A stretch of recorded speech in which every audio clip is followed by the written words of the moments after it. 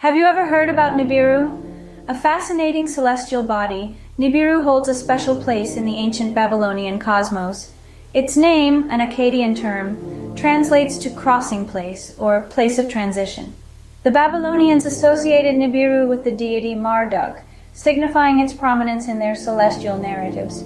Interestingly, in most ancient texts, Nibiru is identified with the planet Jupiter, one of the most visible planets from Earth.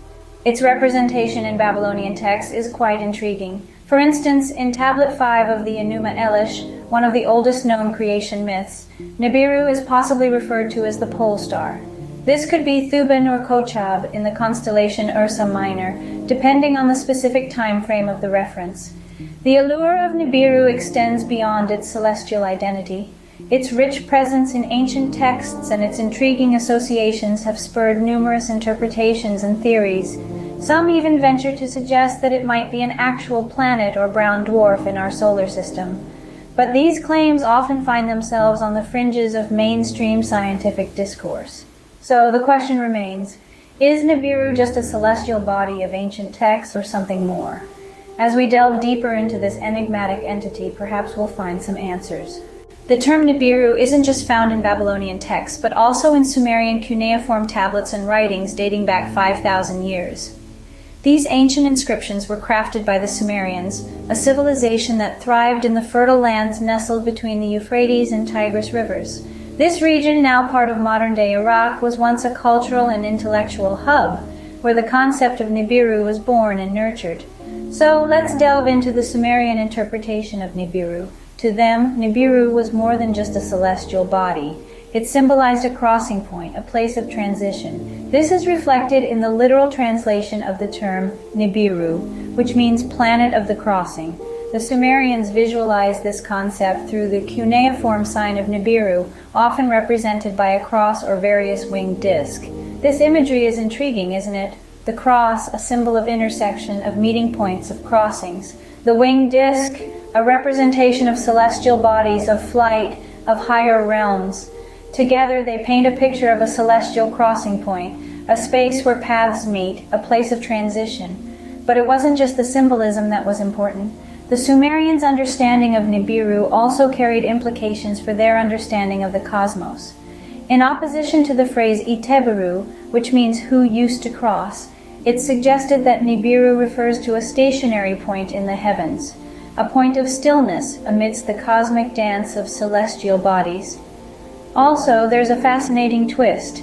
Some translations of the ancient texts suggest that Nibiru could be a reference to the pole star.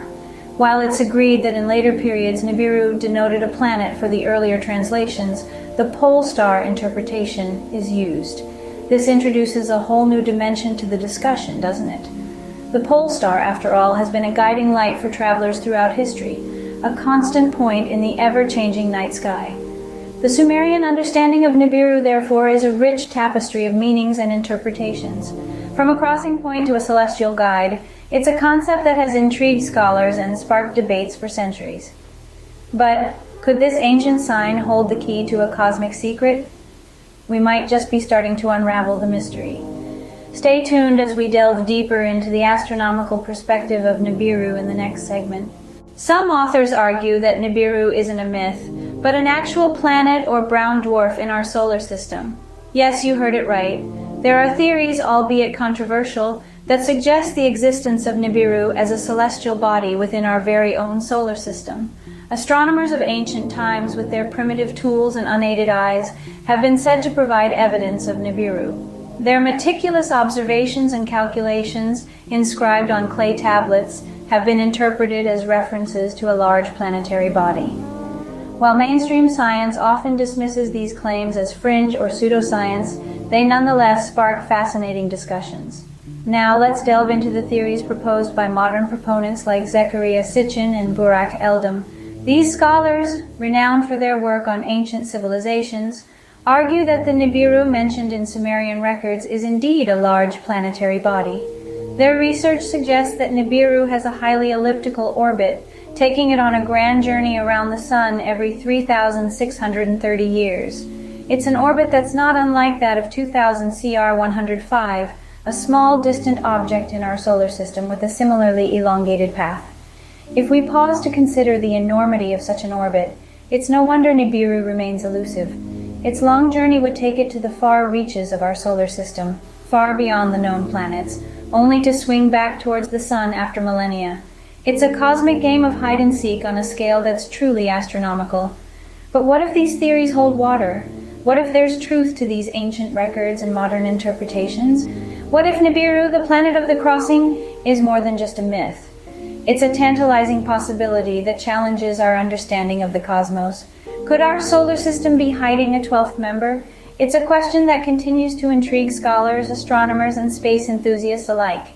As we continue our exploration of the cosmos, perhaps one day we will find definitive answers. Until then, the mystery of Nibiru will continue to captivate our collective imagination. According to Sumerian cosmology, Nibiru was part of a cosmic event that shaped our solar system. This celestial body, described as a large planetary entity, is said to have followed a highly elliptical orbit, swinging into the inner solar system every 3,630 years. Now here's where things get cataclysmic. The ancient texts suggest that Nibiru was the 12th member of our solar system and was involved in a catastrophic collision. Its adversary was Tiamat, a planet believed to have once existed between Mars and Jupiter.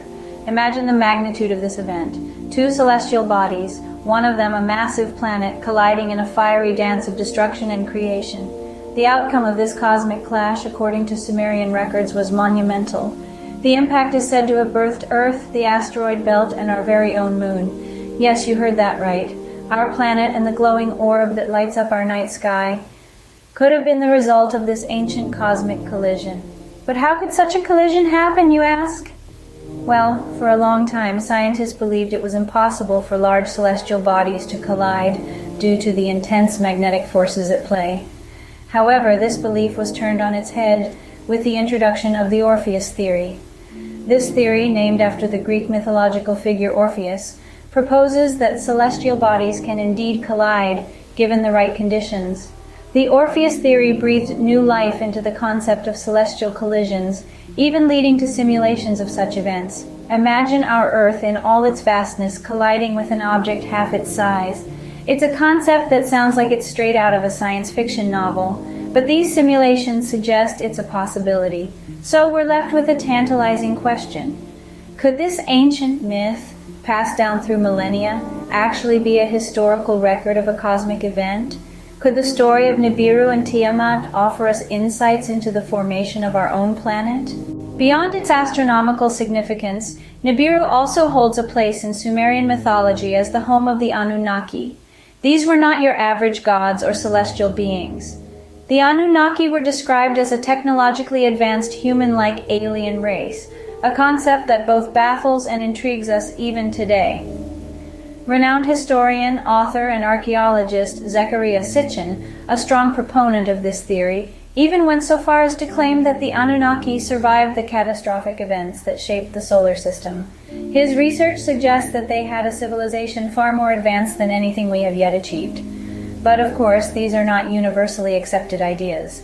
They are, at best, intriguing theories, sparking countless debates among scholars, scientists, and enthusiasts alike. The Anunnaki, their home planet Nibiru, and their role in our understanding of the universe remain shrouded in mystery. So, is Nibiru a mere myth, a celestial body, or the home to an ancient alien race? The mystery continues. From ancient texts to modern theories, Nibiru has always sparked intrigue and debate. We've journeyed from the fertile lands between the Euphrates and Tigris rivers, where ancient Sumerians penned cuneiform tablets, to the far reaches of our solar system, exploring the hidden corners of our cosmic neighborhood. We've delved into the Babylonian association of Nibiru with the god Marduk, and its Akkadian meaning as the crossing place or place of transition, often identified with the planet Jupiter or possibly the pole star.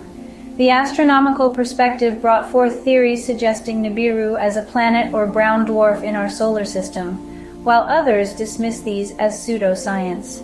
We've discussed the cataclysmic collision theory, where Nibiru, as the 12th member of our solar system family, allegedly collided with Tiamat, a planet between Mars and Jupiter, leading to the formation of Earth, the asteroid belt, and the Moon. And of course, we touched upon the intriguing connection with the Anunnaki, a technologically advanced human-like alien race from Sumerian myth. Whether Nibiru is a myth or reality remains a question, but one thing is certain: its story continues to fascinate us.